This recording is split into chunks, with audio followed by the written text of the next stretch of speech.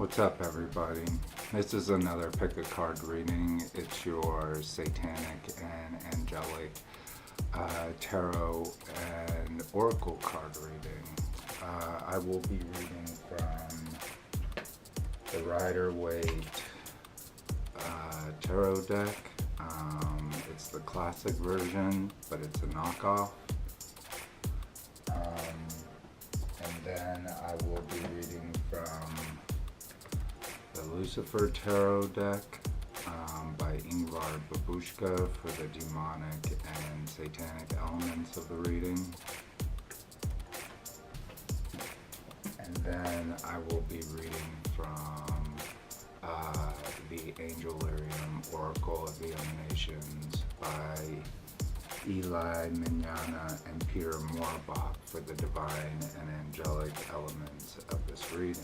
So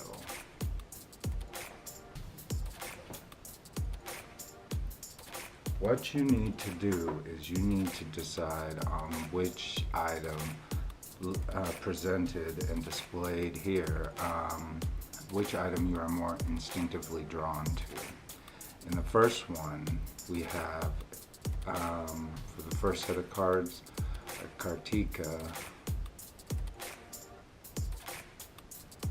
For the second one, we have a candle.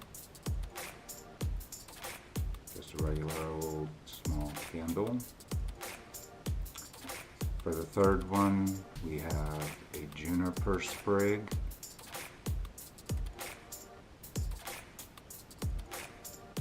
For the fourth one, we have a dried rose.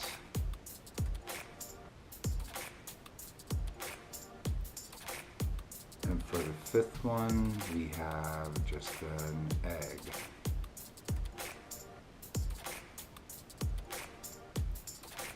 Decide on which one of the items you feel most instinctively drawn to, and then go down to the timestamp below to choose what divination reading you are interested in finding out about.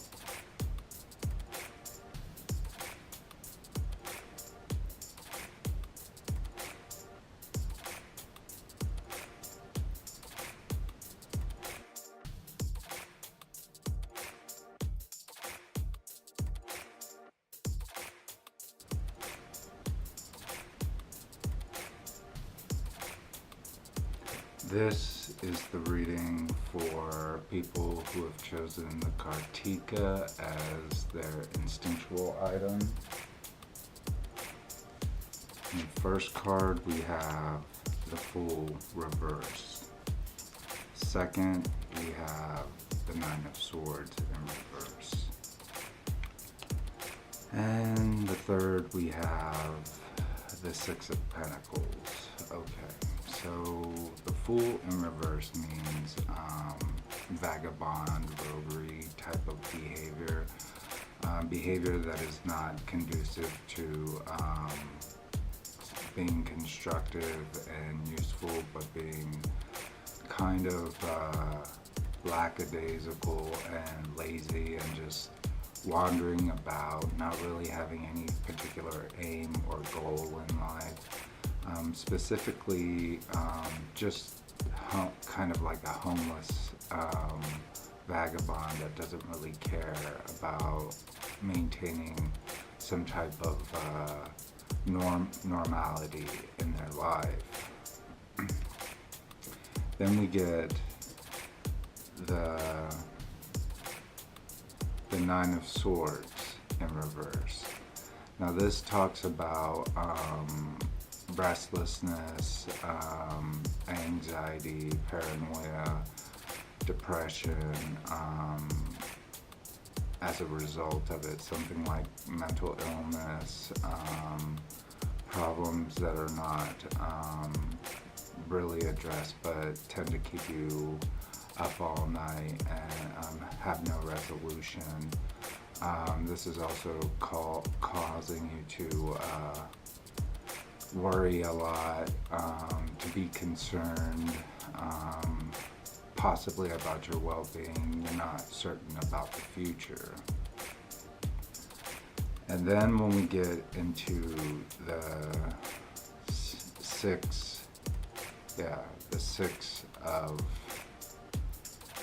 Pentacles, this is something of being given charity or some type of loan, wise loan. Since it's in the upright, we're looking at something positive, like someone's going to get some kind of windfall or help or aid in order to alleviate these problems of vagabond, roguery, and mental illness and other issues that might be needed to be addressed in your life. And by doing this, we look at the Six of Pentacles, and there is someone out there that is going to help you or assist you in whatever situation that you are finding yourself in that isn't so pleasant, that might be seen as having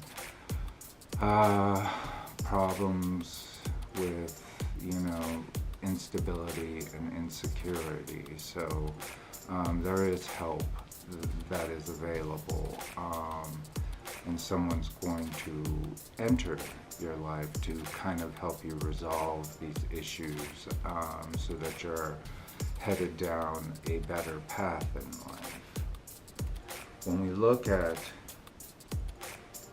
the card, the demonic element that is influencing this card, we get number 20, and this is Botus. And so with that, we will look and see how this is affecting your life. Number 20, Arcana number 20, Botus, the 20th Lord of Darkness. Botus, who commands 60 legions of hell's spirits, belongs to the group of great dukes of the southern parts of the world. He is a superb predictor, but it takes considerable time and effort to summon him. He usually does not answer the sorcerer's initial call. If the summoning process is executed properly, Botus appears following the third try. He resembles a vast and horrendous snake, and it is not uncommon for apprentices to experience fear and horror upon his manifestation. But if the ceremony goes well, Botus transforms almost immediately into a haughty man with sharp fangs and 2 horns on his head. The Duke is armed with a deadly sword, Hosanda, which he acquired during the creation. Astrology is 6 through 10 degrees of Cancer, parentheses 25-29.06, parentheses time of day 6:20 to 6:40 o'clock p.m. or a.m. Keyword gap break. Place of manifestation, any bare land. Words of power, Elio Dali Tacoso. Magical characteristics, predictive properties. A string of negative events might emerge in the client's life: divorce, breach of relations, termination of an agreement, or a business endeavor. So let me reread that again. Predictive properties: a string of negative events might emerge in the client's life: divorce, breach of relations, termination of an agreement, or a business endeavor. So whatever is influencing you right now, those are a string of negative events right there in the tarot that it's talking about, that is influencing your reading. Now we have to look at your angelic element of your reading, and that's Shagil, Angel of Snow. So let me look that up. Shagil, Angel of Snow. The bravery of happiness in the face of sadness, happiness, that stands against the stark cold and does not shiver. The winter is heralded by the fall of snow as Shigil dances. Each step as unique as the snowflakes that frolic about this angel. The quiet reveler of winter, Shigil moves over the Rhine, a bright and joyous visage amidst a harrowing landscape.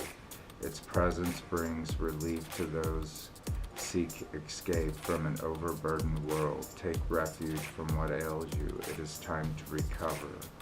Signs of Shigil are a snowflake, a seed, a pine tree. Once again, the signs of Shigil are a snowflake, a seed, a pine tree. So this is also talking about taking refuge from the world and getting your life back together. Shield gives you a time to recover, it says. So, so it's all banking on this last tarot card, which is demonstrating that you will receive the help and the resources that you are seeking, and that it is time, even though these negative events are affecting you, it is time to find help.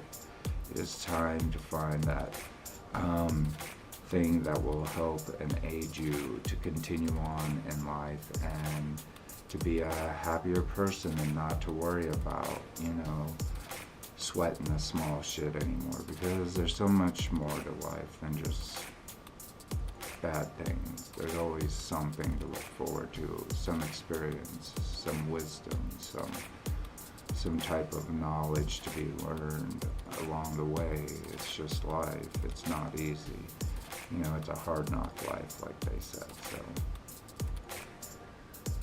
this is the reading for those that had chosen the Kartika as their instinctual item for this reading. So if you chose the Kartika, this is your reading.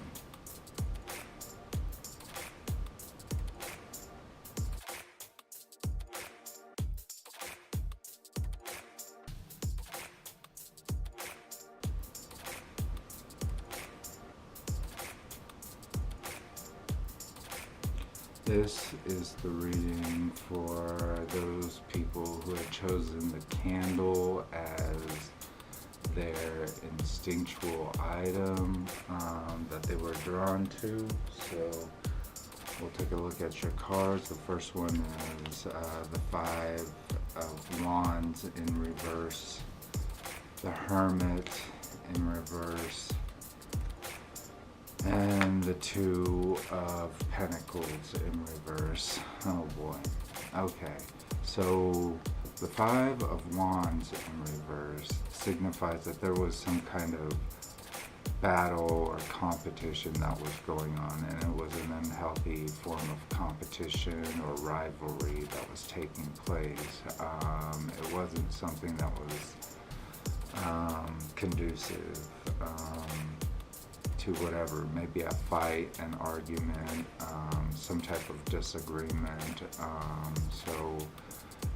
Something that eventually had led you to being the Hermit in reverse, which is, more upset and disillusioned by the whole experience, and all you want to do is withdraw within the world in an unhealthy way of becoming a recluse from the world. So, the Hermit is signifying going into the mode of exiting or reclusing yourself from the world, but not in a healthy manner. Actually, something that could possibly lead to the detriment of you, like further mental illness or delusions, but let's continue on with the reading. Then you have the Two of Pentacles in reverse. And so it looks like there was a fight that occurred, some kind of argument, And out of that came a time of reflection, reclusive reflection, like angry reflection of the whole experience, trying to cool that off. And then you got the Two of Pentacles in reverse, which means the shift of power or balance in this relationship was not good at all.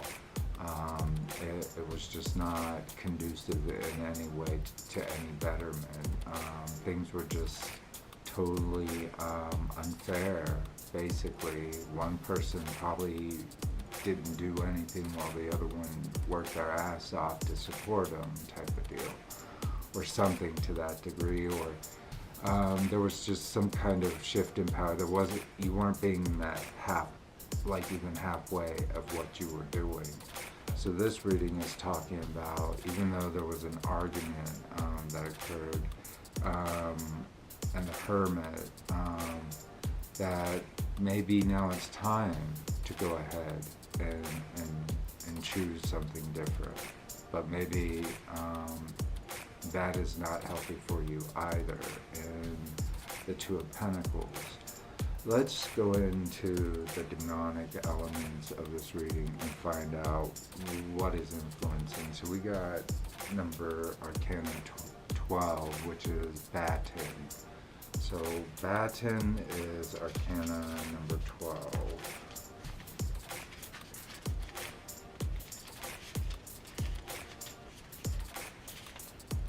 So this is the demonic element or the satanic and demonic element that is influencing this reading. Arcana 12, Batten, the 12th Lord of Darkness. Batten bears the title of Duke. He has more than 30 legions of hell's spirits under his command.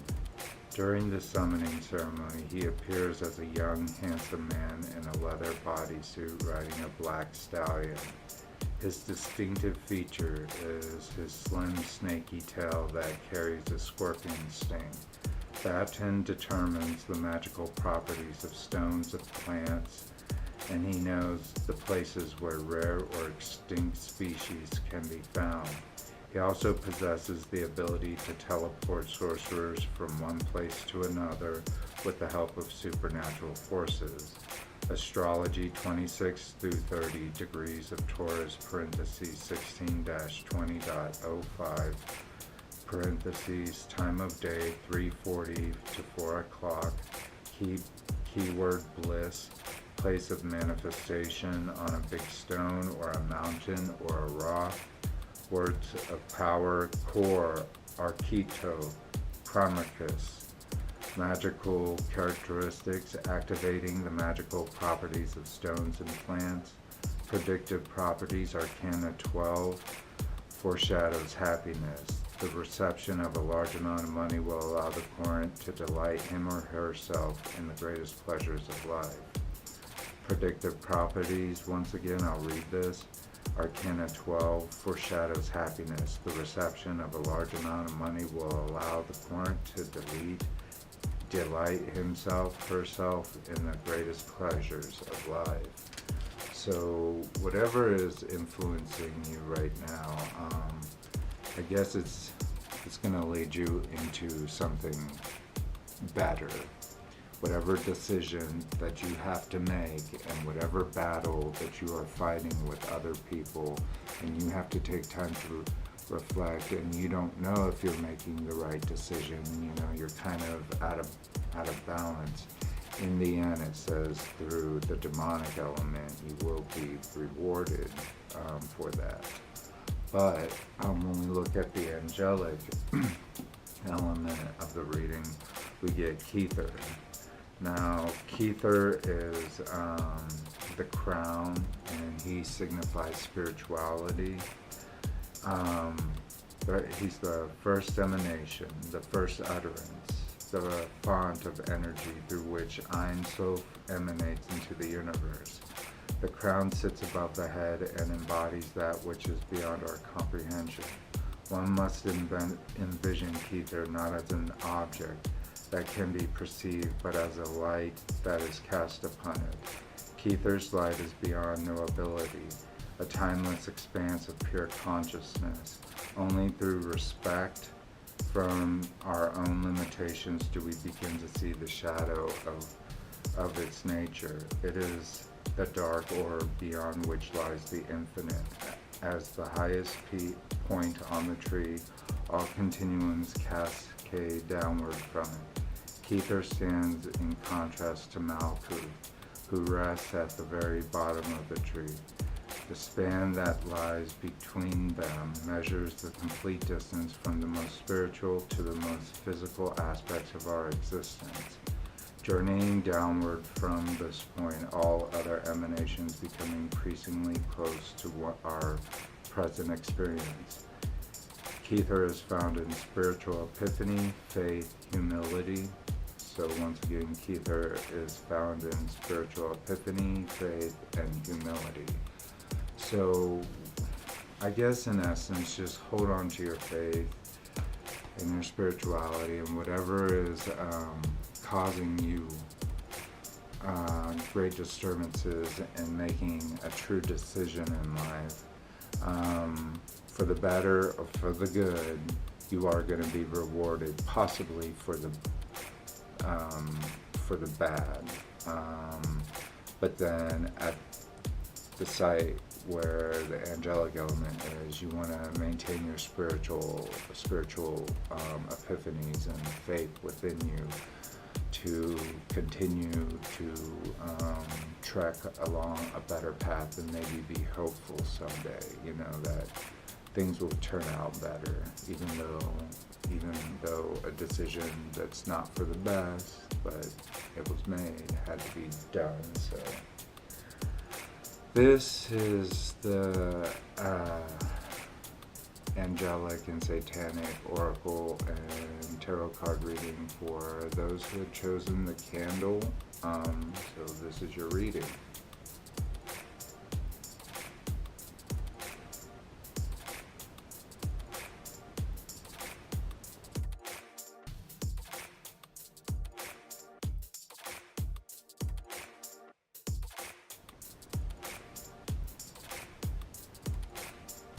This is the Satanic and Angelic Tarot and Oracle card reading for those people who had chose the Juniper Sprig.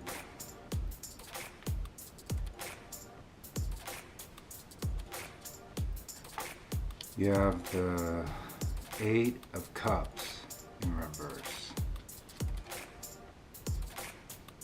the King of Cups in reverse, and the Ten of Pentacles in reverse. Well, it looks like from the Eight of Cups in reverse, you are turning away from something that no longer serves you. Although at the time it did appear that it was bountiful and good to you, it had changed you in a way that you turned away from it and decided to leave from it, and you were no longer happy or contented with what circumstances or situations that you might have been in. So this was probably a really challenging time for you.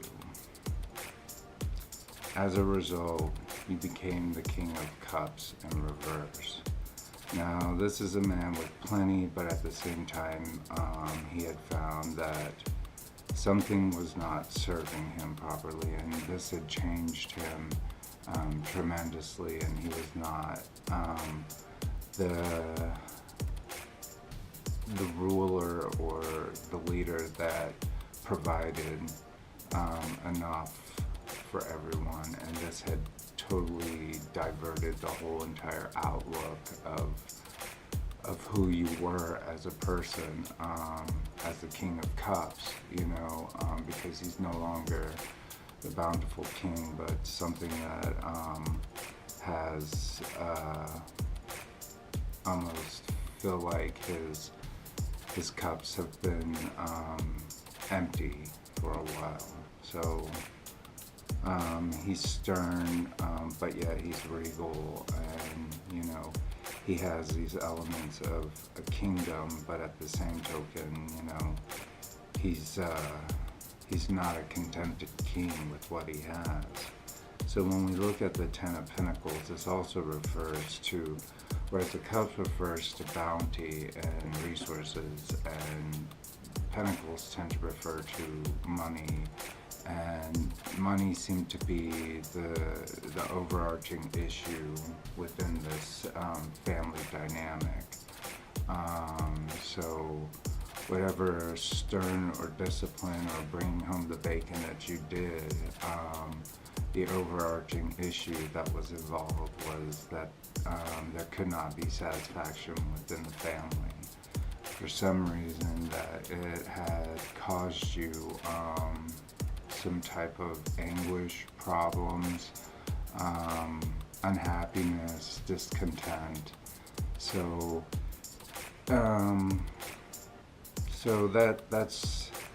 that's what I get from the initial look at the tarot. But when we look at the demonic element, we can see that you receive number 19, Arcana 19, Virith. So we'll read Arcana number 19, Virith, for the demonic element of this. Arcana number 19, Virith. Virith, the 19th Lord of Darkness. Virith, ruler of 85 legions of hell spirits, is one of the highest dukes of the Western Hemisphere. Not only he is considered the father of all alchemy, he is also the first-class clairvoyant, a feature of his praised by magic art practitioners. The Duke helps his followers conceal the truth and distract people's thoughts. He manifests himself in the forms of a reigning warrior riding his golden red horse. On his head lies a beautiful golden crown with rare gems. A sorcerer may gain considerable fame and power if he makes use of the Tused, a special magical ring, during the summoning ceremony, but this is possible only if the Tused bears a unique sacred symbol and it is produced from the equal mixing of gold and silver when the sun is in the Aries and the moon is in the Sagittarius. So the astrology is 1 through 5 degree of Cancer, parentheses 20 through 24.04, parentheses time of day 6 o'clock to 6:20, keyword disappointment, place of manifestation, battle sites, words of power, grossi, ahitania, yoga, jayi, magical characteristics, predictions, predictive properties. The Court is extremely disappointed. Time has been wasted without any results. A shift of perceptual standpoint is due. So once again, the predictive properties, I'll read again. The Court is extremely disappointed. Time has been wasted without any results. A shift of perceptual standpoint is due. So yeah, things are not as good as you thought they were going to be. You need to shift your standpoint and your view on everything and your perception on everything, and you need to really look at what is occurring in your life. Now when we look at the angelic element, and that is Shatil, angel of silence. So Shatil is the angel of silence. Let me get that for you.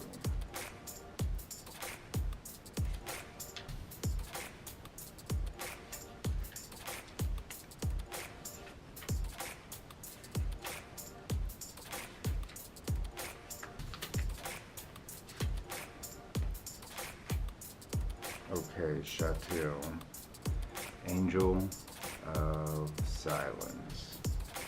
Words fail, the winds die, the earth comes into rest. Shatil descends in stillness, new forms from all things emerge, touched by the elusive fingers of the angel Shatil.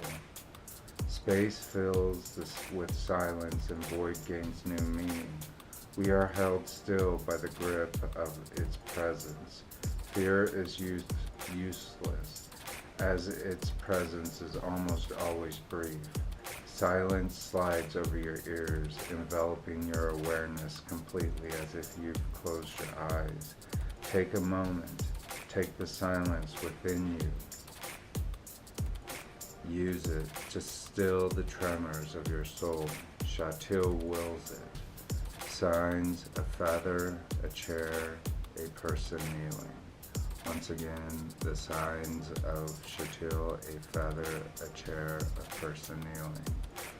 So whatever problems that are gripping you at the present, you need to take a moment of silence and really collect yourself and really reevaluate what is going on in your life and what direction you are seeking it to work in your favor, I guess, and instead of descending down to situations that are not favorable for you, and only continue to bring bad luck and misfortune. So, you really need to redirect yourself in a new perspective, and whatever that is in regards to this final card in the tarot, maybe a family unit or friendship or any relationship issue, you really need to reconsider. So, alright, that's the demonic and angelic tarot and oracle card reading for the people that had chosen the Juniper Sprig.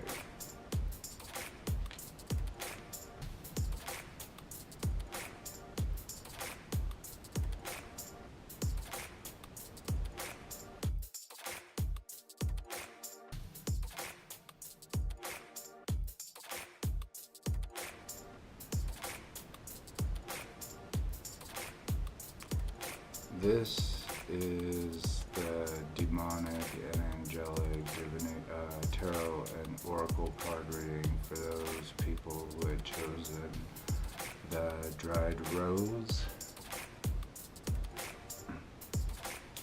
The first card is the Seven of Swords in the upright. Your second is Temperance in the upright. And your third is the Page of Wands in the upright. Alright, so you're in this one, you're taking what you need in that situation, in order to get what you feel you desire and need most. But at the same time, you need to use moderation and wisdom and you don't need to be overindulgent. You need to think in terms of temperance, making sure that you are not, you're taking what you need in order to make you comfortable and situate you in without any further problems. So not to overindulge or overdo the situation, so that in the Page of Wands you are able to take into account how, like in the Page of Wands, you are not, you need to find a way to achieve a means of being comfortable and set, so that you can eventually culminate into the Page of Wands, where you're not in battle, where you're not fighting, where you're not in a defensive mode, but at the same time you are still fulfilling the needs that you need to do in order to satisfy your demands and desires, wants, and needs. But you, like with the Temperance card, you have to use moderation. You have to use, patience. You have to use just basically temperance. You have to be aware of not overindulging or becoming over glamorous, but at the same token you need to fulfill your desire of becoming the Page of Wands, where he is the page of quite royal legacy, but lineage, but without he's not one into battle. He doesn't want to create a battle or war with others. Let's look at the demonic element that is manifested. Now this is number 2, and it's aim. So the demonic element is number 2. Let's see, let me get that.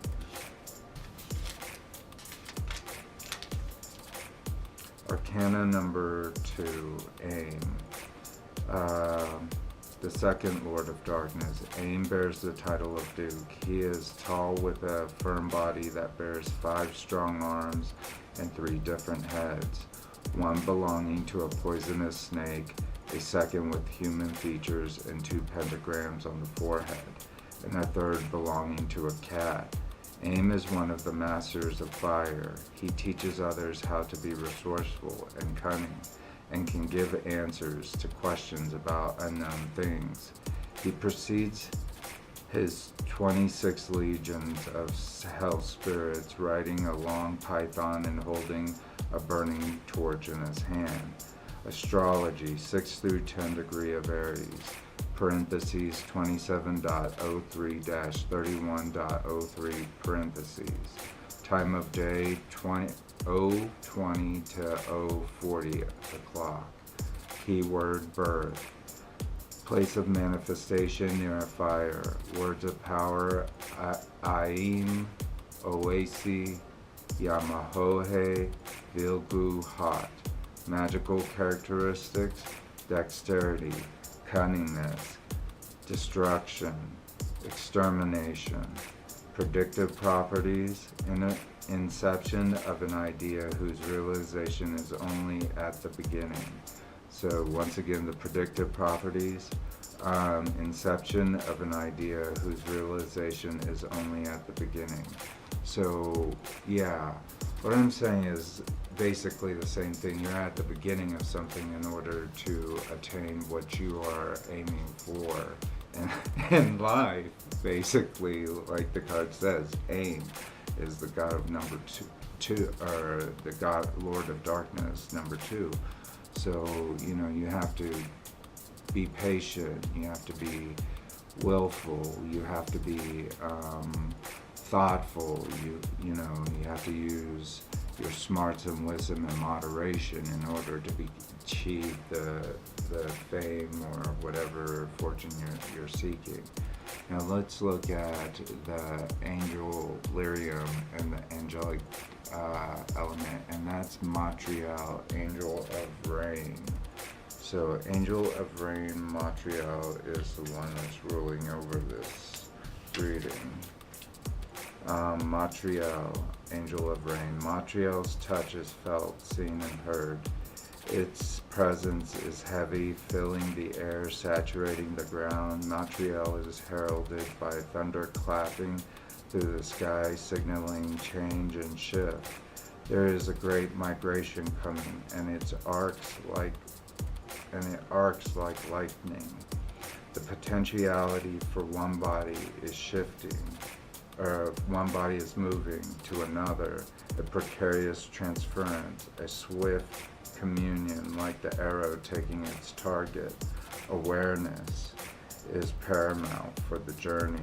Don't try to create an outcome for your future. Be in the moment. Let the rain fall where it may. Signs of Montreal, a fountain, a cup, an arrow. The signs of Montreal, a fountain, a cup, an arrow.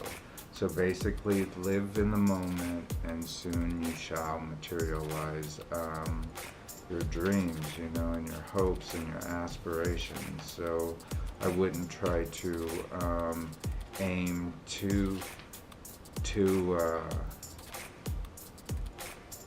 determined, but use your smarts, use patience, use thoughtfulness, and then you shall, use honesty and integrity, and you shall achieve the aim or the goal or the dream that you want to fulfill, but live in those moments leading up to that. So this is the Satanic and Angelic divination reading for those people who have chosen the dried rose.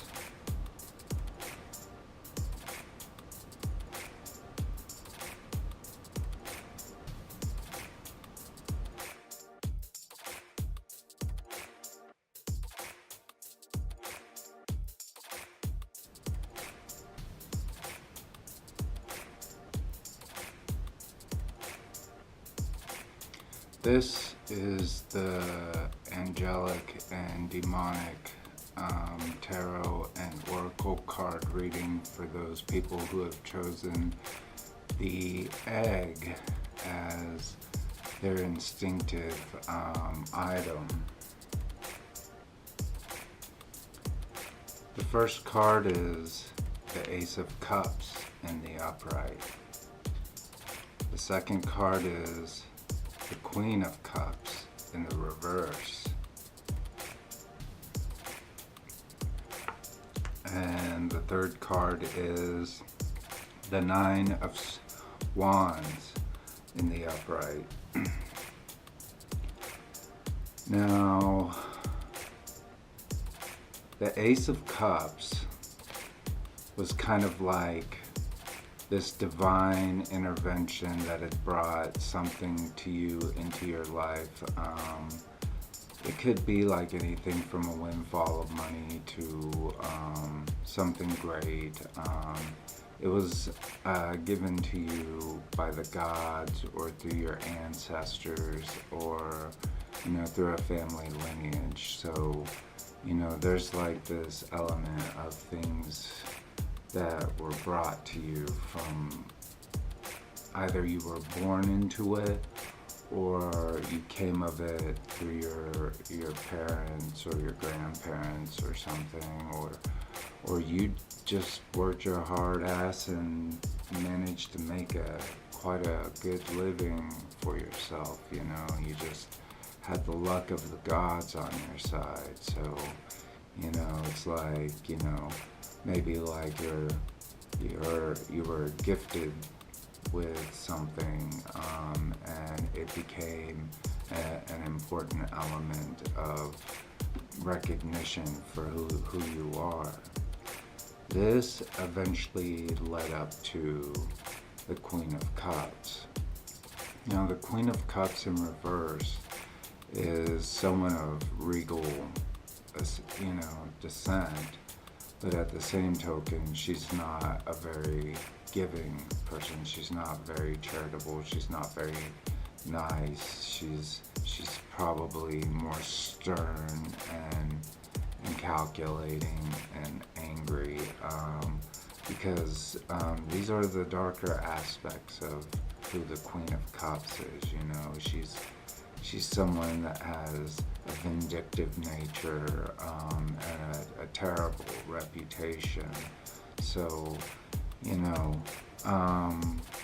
although you came into what you did by whatever circumstances that it took you, albeit primarily through a divine force that helped guide you there, you've turned that into something negative. And now you are going to find yourself at the Nine of Wands, where you're going to have to set up yourself for battle. You have to prepare yourself for a bigger challenge that awaits. You've already been, beaten. You've already been maimed at this point, and so this will further perpetuate those things that once you felt entitled to, well, now you will have to fight for those things, and you will have to provide some type of reason or purpose for why you are deserving of such things. So that's what I'm getting from this. It seemed like it's going into a bad direction, but it's going to be one of, challenging toward your integrity, I'm assuming. But let's look at the demonic element of this reading. And you got Arcana number 41, Epos. So let me find that Arcana 41.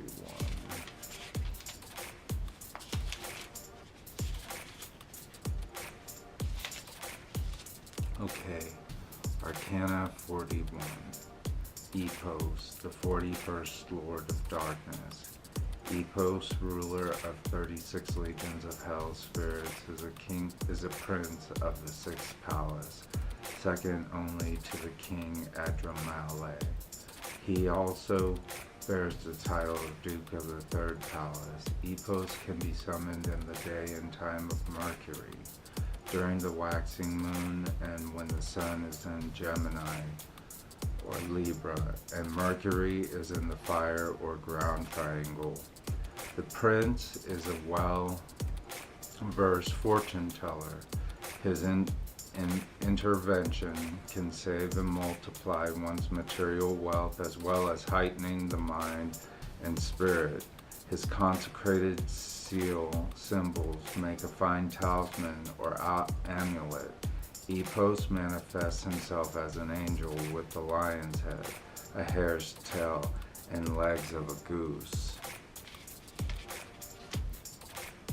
Astrology, 21 through 25 degrees of Libra, parentheses OA-12.10, parentheses, time of day, 13:20 to 13:40 o'clock.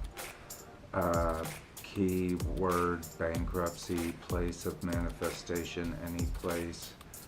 Words of power, anovo, in eclade.